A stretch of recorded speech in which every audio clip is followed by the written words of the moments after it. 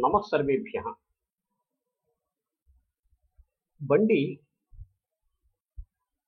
చక్రాల మీద నడిస్తే జీవితం అనేటువంటి ఈ బండి జాతక చక్రాల మీద నడుస్తుంది. దీన్ని బట్టి మానవ జీవితంలో ఈ జాతకాలు ఎంత ప్రాధాన్యాన్ని పొందాయో మనం గ్రహించవచ్చు. ఇక ఈ జాతక శాస్త్రానికి మూలం జ్యోతిషం. ఈ జ్యోతిషం వేదం యొక్క 6 అంగాల్లో ఒకటి. వేదాన్ని ఒక పురుషుడితో పోలిస్తే ఈ జ్యోతిష్ శాస్త్రం ఆ పురుషులకు కన్ను వంటిది. పూర్వం అనేక యజ్ఞ యాగాది కర్తులు నిర్వర్తిస్తుండేవారు.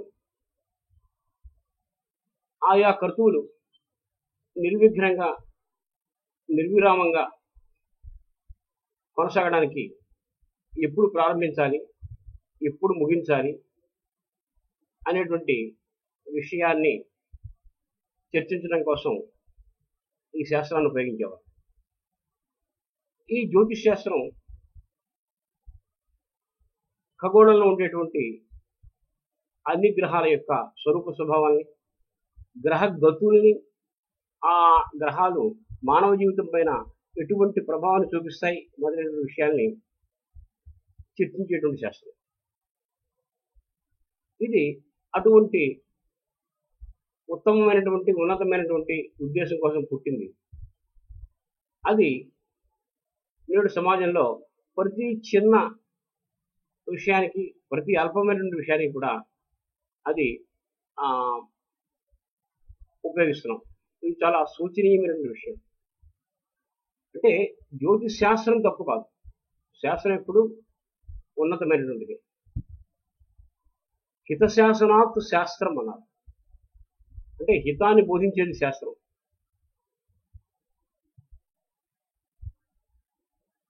తస్మాత్ శాస్త్రం ప్రమాణంతే అని గీతాకారుల వాక్యం.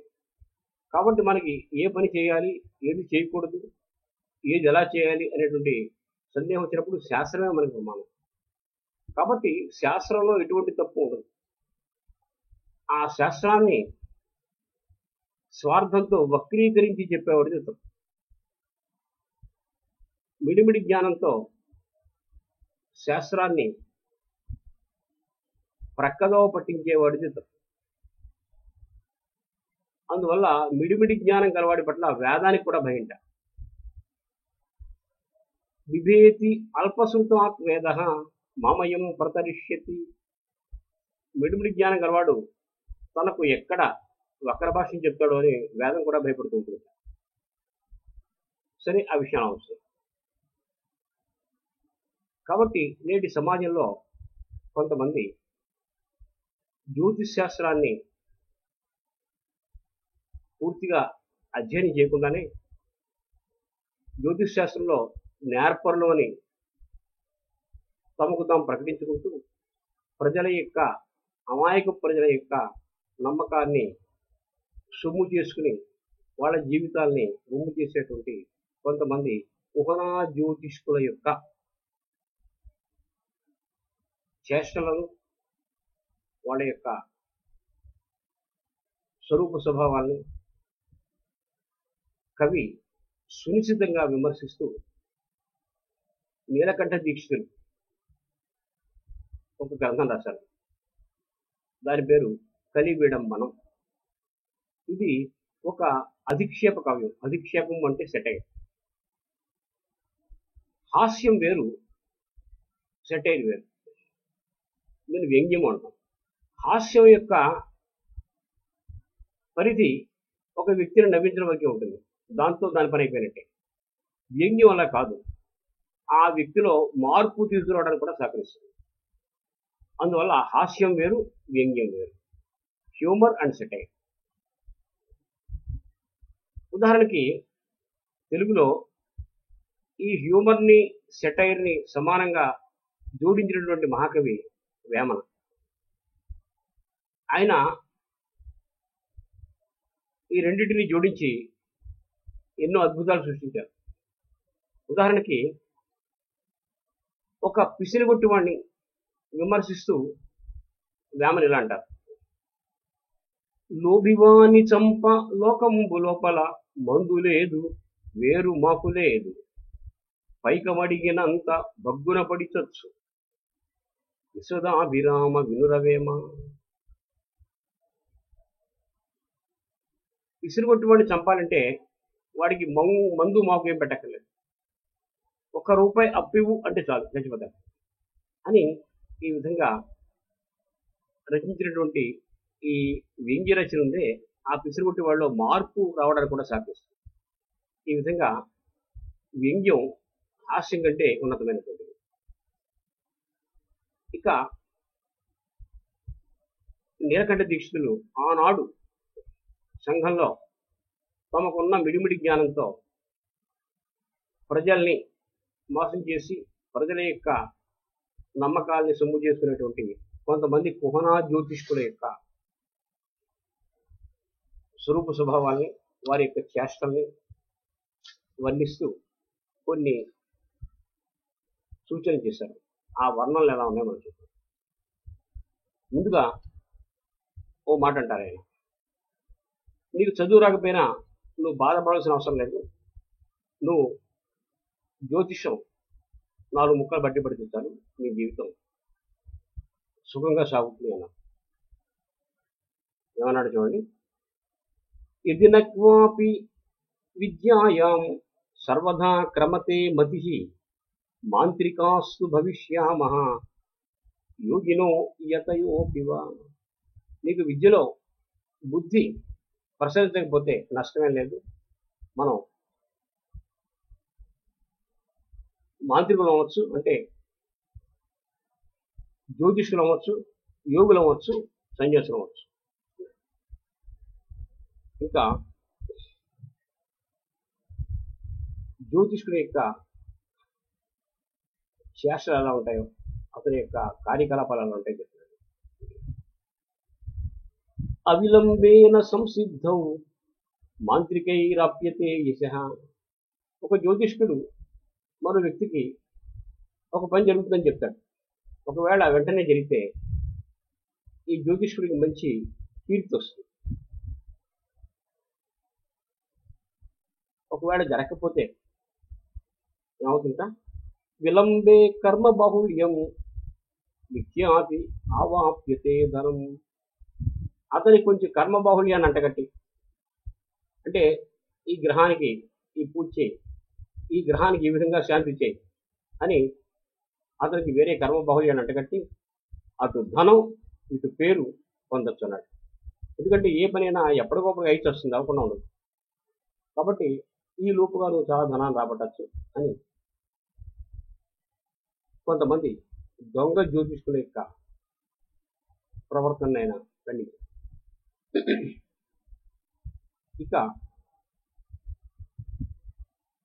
ఇంకా కొంతమంది కుహనా జ్యోతిష్కులు ఏం చేస్తుంటారు చూడండి.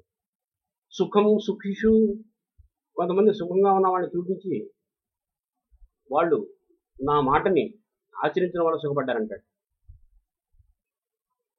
దుఃఖంచ జీవనం దుఃఖశాలిషు, కొంతమంది దుఃఖపడుతున్న వాళ్ళని, బాధపడుతున్న వాళ్ళని చూపించి వాళ్ళు నా మాటని పెడచెవిని పెట్టడం వల్ల ఇప్పుడు ఇబ్బంది పడుతున్నారు అని చెప్తారు. ఈ విధంగా అనుగ్రహాయతే ఏషాం తే ధన్యా కలు మంత్రిక. ఇలాగా అవకాశాన్ని బట్టి ఏ విధంగా ఆయన చెప్పగలిగేటువంటి మాంత్రికులు ఉంటారే జ్యోతిష్కులు, వాడు చాలా అదృష్టవంతులు, వాడు చాలా గొప్పవాళ్ళు అంటారు. ఇక జ్యోతిష్ శాస్త్రం నేర్చుకు చెప్పాలంటాడు. ఎందుకంటే సామాన్యుడికి ఎలా చెప్పినా అది జరిగినా జరగకపోయినా నీకు వచ్చేటువంటి నష్టమే లేదు. కొంతమంది పురప్రముఖులు, గొప్పవాళ్ళు, రాజుల వాళ్ళు ఉంటారు. వాళ్ళకి చెప్పేటప్పుడు మాత్రం నువ్వు ఒళ్ళు దగ్గర పెట్టుకుని చెప్పాలి. అప్పుడు కనుక నువ్వు ఇష్టం వచ్చినట్టు చెప్తావంటే నీకు కష్టాలు తప్ప ఉంటాయి. ఇలా సూచిస్తున్నాడు ఆయన. చారాన్ విచార్య దైవజ్ఞై వక్తవ్యం భూభుయాం ఫలం. రాజులకు ఎప్పుడైనా నువ్వు జాతకం చెప్పాల్సి వచ్చినప్పుడు వాళ్ళ దగ్గర ఉండేటువంటి గూఢచారులు కానీ వాళ్ళ దగ్గర తిరిగేటువంటి ప్రముఖుల్ని కానీ సంప్రదించి రాజు యొక్క లక్షణాలను స్వరూప స్వభావాన్ని బాగా అధ్యయనం చేసి ఆ విధంగా నువ్వు దానికి తగినట్టుగా నువ్వు ఫలితం చెప్పాలి. అంతేకాకుండా గ్రహచార పరిజ్ఞానం తేషాం ఆవశ్యకం యతః. కొంచెం గ్రహగతులు వాటికి మీద కూడా నువ్వు అధ్యయనం చేయాలి. అంతే తప్ప ఏమీ లేకుండా శూన్యహస్తాలతో నువ్వు ఏది పడితే అది రాజు దగ్గర చెప్పడం కుదరదు అని హెచ్చరించాడు. కొద్దిగా నేర్చుకోవాలి, కనీసం కొద్దిపాటి జ్ఞానం లేకుండా వాళ్ళకి నువ్వు ఫలితాలు చెప్పడానికి సాహసించద్దు అని హెచ్చరించాడు. కొంతమంది చూడండి, ఏదైనా ఒక వ్యక్తి చీఫ్ మినిస్టర్ అవుతాడు అవడు అని ఏవో చెప్తుంటారు. అవి చాలా జరగలేదు. వాళ్ళు ఎంతో ఇబ్బంది గురవుతున్నారు ఇప్పుడు.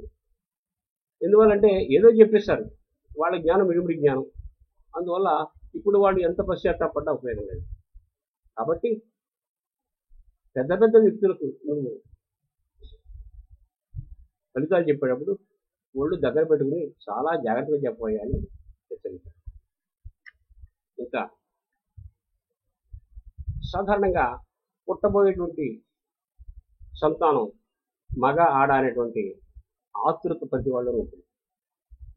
ఉన్నప్పుడు ఏం చేయాలో దొంగ జ్యోతిష్కులు ఎలా చేస్తే బాగుంటుందో, ఎలా తప్పించుకోవచ్చు చెప్తారు. పుత్ర ఇచ్చేవ పితరి. మగాడు వచ్చి బాబు నాకు ఎవరు పుడతారంటే అబ్బాయి పుడతాడని చెప్పాలి. కన్యకేచ్చేవ మాతరి. స్త్రీ వచ్చి స్వామి నాకు పుట్టబోయే సంతానం మగ ఆడ అంటే ఆడపిల్లే పుడుతుందమ్మని చెప్పాలి. గర్భ ప్రశ్నేషు వక్తవ్యం దైవజ్ఞో విజయీ భవేత్. ఈ విధంగా గర్భ ప్రశ్నలు చెప్పేటువంటి దైవజ్ఞుడున్నాడే వాడు ఇప్పుడు సర్వత్రా విజయాన్ని సాధిస్తాడు అన్నాడు. ఎందుకంటే పుడితే మగాడు పుడతాడు, లేదా ఆడపిల్ల పుడుతుంది. అంతేగాని మూడో వ్యక్తి పుట్టేటువంటి అవకాశం చాలా తక్కువ. ఒకవేళ పుత్రుడు పుడతాడని చెప్పినప్పుడు ఆడపిల్ల పుట్టింది అనుకోండి, అతను వచ్చి అడుగుతాడు, ఏమండి అబ్బాయి అన్నారు అమ్మాయి పుట్టింది ఏంటంటే, అదేంటయ్యా మీ ఆవిడని పిలువు, నేనేం చెప్పాను ఆవిడ అడుగు అంటే ఆవిడని పిలిపించి అడిగిస్తే ఆడపిల్ల అని చెప్తుంది. అలాగే ఒక ఆడపిల్ల వచ్చి ఏమండి నాకు అమ్మాయి పుట్టిందని చెప్పారు అబ్బాయి పుట్టాడు ఏమిటి అంటే, అదేంటమ్మా మీ ఆయన్ని తీసుకురా నేను అబ్బాయినే చెప్పాను అని తప్పించుకోవచ్చు. ఈ విధంగా ఉభయతారకంగా ఈ సమాధానం ఉంది కాబట్టి తప్పించుకు తిరిగే అవకాశం ఉంది అని ఆయన వాళ్ళని చాలా సునిశ్చితంగా విమర్శించారు. ఇంకా ఆయుష్ సంబంధించినటువంటి ఆతృత తెలుసుకోవాలనే కోరిక జనాల్లో చాలా మంది ఉంటుంది. అప్పుడు ఏం చేయాలో చెప్తారు. మన ప్రాచీనులు ఏమన్నారంటే ఒక విషయం మనకి చెప్పారు. ఆయు కర్మచ విత్తంచ విద్యా నిధనమేవ చ పంచైతాన్యపి సృజ్యంతే గర్భస్థస్యైవ దేహినః. ఆయు అంటే ఆయుర్దాయం,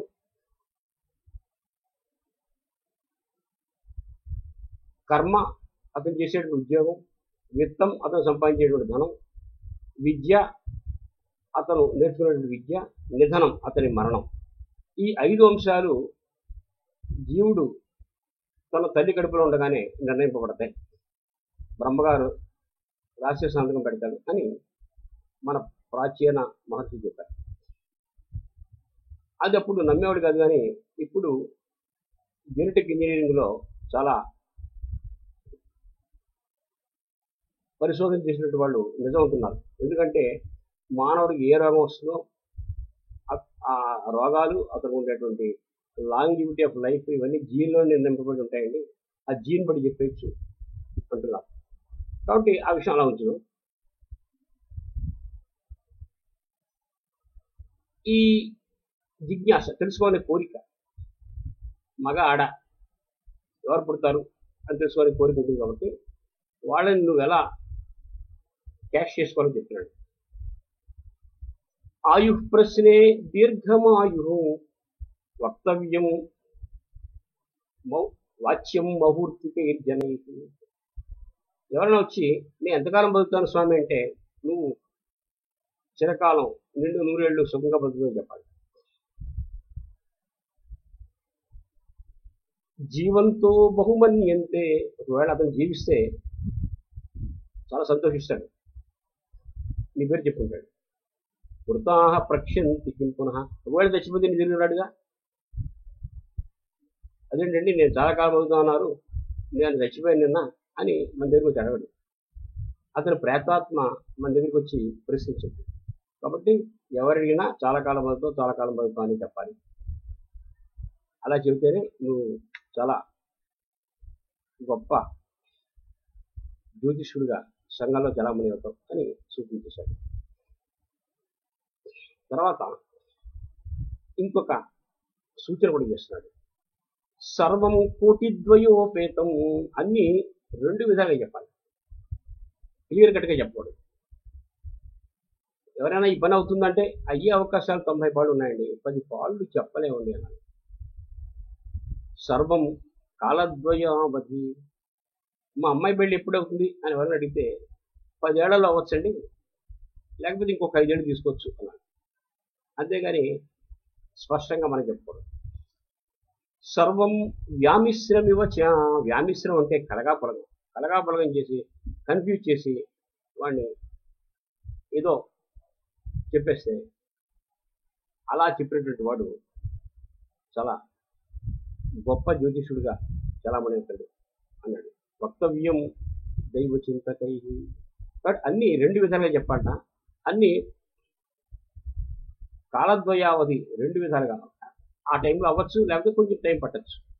అలాగే కన్ఫ్యూజ్ చేస్తూ కలగాపులంగా చేసి మనం ఫలితాలు చెప్తే అది మనం చాలా బాగుంటుంది, మనకి రక్షణగా ఉంటుంది. ఈ విధంగా చెప్పేటువంటి ఆ కుహనా జ్యోతిష్కుని ఆయన వ్యంగ్యంతో విమర్శించాడు. ఇంకా నిర్ధనానాం ధనావాప్తి, ఎవరైనా డబ్బు లేని వాడు వస్తే నీకు డబ్బు లభిస్తుందని చెప్పాలి. ధనినాం అధికం ధనం, ధనవంతుడు చెడితే నీకు ఇంకా ధనం కలుగుతుంది, నువ్వు ఇంకా గొప్ప ధనవంతుడు అవుతావు చెప్పాలి. బ్రువాణ సర్వధా గ్రాహ్యా లోకై జ్యోతిషికా జనా, ఇలా చెబితే అటువంటి జ్యోతిష్కుల్ని లోకం అంతా మెచ్చుకుంటుంది. కాబట్టి ఎప్పుడు పాజిటివ్గానే చెప్పు, నెగిటివ్గా ఎప్పుడు చెప్పద్దు అని వాళ్ళకి సూచన చేశారు. నెగిటివ్గా చెప్తే వాళ్ళు నిన్ను మెచ్చుకోరు. కాబట్టి నువ్వు మంచి జ్యోతిష్యుడిగా రాణించాలంటే ఎప్పుడు ఇటువంటి పాజిటివ్గానే వాళ్ళకి చెప్పాలి అని చెప్పారు. ఒకసారి మా మిత్రుడిని మా బాబాయ్ గారి ఇంటికి తీసుకెళ్ళాను. ఆయన చాలా గొప్ప జ్యోతిష్కుడు. వాడి జాతకం చూసి నీకు హోణ విద్య రాదయ్యా అన్నారు. హోణ విద్య అంటే ఇంగ్లీష్. వాడికి చాలా కోపం వచ్చింది, ఎందుకంటే వాడికి ఇంగ్లీష్ బాగా వచ్చనేటువంటి ఒక నమ్మకం. వాడికి ఇంగ్లీష్ రాదని అందరికీ తెలుసు, కానీ వాడి ఉద్దేశంలో ఇంగ్లీష్లో చాలా గొప్పవాడు అనేటువంటి భావన. అప్పుడు బయటకు వచ్చాక ఇదేంట్రా నన్ను చాలా ఇబ్బంది పెట్టావు, నువ్వు ఆయన దగ్గరికి తీసుకెళ్ళి అన్నాడు. అంటే ఆయన ఉన్న విషయాన్ని ఉన్నట్టుగా చెప్పారు, అది వీడికి నచ్చలేదు. వాడికి ఇంగ్లీష్ రాదనే విషయం వాడికి తెలియదు కానీ అందరికీ తెలుసు. కాబట్టి ఇటువంటి ఇబ్బంది లేకుండా ఈ దొంగ జ్యోతిష్కున్నారే ఎక్కడ ఎవరికి ఎలా చెప్పాలో అలా చెప్తే వాళ్ళకి విజయం కలుగుతుంది అనేటువంటి విషయాన్ని సునిశ్చితంగా కవి చెప్పాడు. ఇంకా జ్యోతిషం వల్ల నీకు వచ్చేటువంటి నష్టమే లేదు, ఉంటే లాభమే ఉంది అన్నాడు. ఏంటంటే శతస్య లాభే తాంబూలము, నువ్వు ఒకటి ఫలితం చెప్పావు, వాడికి 100 రూపాయలు లాభం వచ్చింది, నీకు తాంబూలం ఇస్తాడు. సహస్రస్యతు భోజనం, నువ్వు ఒకటి ఫలితం చెప్పావు, దానివల్ల వాడికి 1000 రూపాయలు కలిసి వచ్చింది, వాడికి మంచి భోజనం పెడతాడు. దైవజ్ఞానం ఉపాలంబో నిత్య కార్య విపర్యే. ఒకవేళ పని జరగలేదనుకోండి, ఒక్కసారి తిడతాడు, చీప్ కదా అని తిడతాడు. ఒక్కసారి నువ్వు దులిపేసుకున్నా, చెవులు మూసుకున్నా, తల ఉంచుకున్నా దాంతో వదిలిపోతుంది. అందువల్ల నీకు నష్టం తక్కువ, లాభం ఎక్కువ. కాబట్టి ఈ వృత్తి నీకు చాలా బాగుంటుందయ్యా అని ఉపనాద్యం తీసుకుని ఆయన చాలా చివాట్లు పెట్టి మాట్లాడినారు. ఇంకా ఇంకో ముఖ్యమైన మాట అన్నారు. అపి సాగర పర్యంత విచేతవ్యా వసుంధర. చతుస్సముద్ర ముద్రితమైనటువంటి ఈ ప్రపంచాన్ని నువ్వు అంత గాలించు. దేశోహ్యర త్రిమాత్రోపి నాస్తి దైవజ్ఞవర్జిత. ఎంత నువ్వు గాలించినా జ్యోతిష్కులు లేనటువంటి ప్రదేశం ఒక బారెడు కూడా ఉండదన్నాడు. అంటే ప్రపంచంతా జ్యోతిష్కులే ఉన్నారు. జ్యోతిష్కులు లేనటువంటి ప్రదేశం ఒక బారెడు, ఒక మూరెడు లేదా ఒక జారెడు కూడా నువ్వు ఎక్కడ చూపించలేవు.